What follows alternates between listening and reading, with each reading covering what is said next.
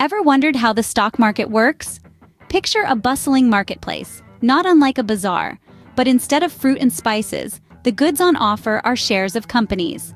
These shares, or stocks, represent a slice of ownership in a company. When you buy a stock, you're essentially buying a piece of that company, becoming a stakeholder. From tech startups to century-old conglomerates, every company has a place in this marketplace. So, in essence, the stock market is like a big, bustling marketplace for businesses. Now, you must be wondering, how does one buy or sell stocks? Well, let's dive right into it.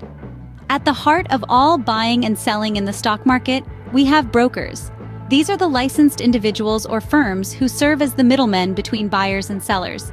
So, when an investor wants to purchase or sell a stock, they don't do it directly. Instead, they place an order through a broker. Now, let's say you're an investor.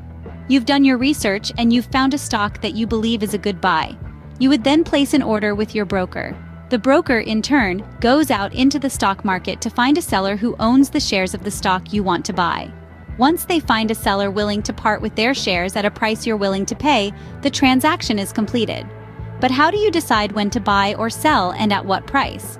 Well, there are two main types of orders you can place. The first is a market order. This is an order to buy or sell a stock immediately at the current price. The second is a limit order. This is an order to buy or sell a stock only when it reaches a specific price. So, whether you're looking to make a quick purchase or waiting for the perfect price, there's an order type to fit your strategy. Remember, the goal is to buy low and sell high.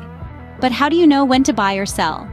Well, understanding market trends is crucial for this decision. Market trends are the general direction in which the price of an asset is moving. These trends can be upward, downward, or even sideways. An upward or rising market is often referred to as a bull market. This is when prices are expected to rise and buying is often the approach. On the flip side, we have a bear market.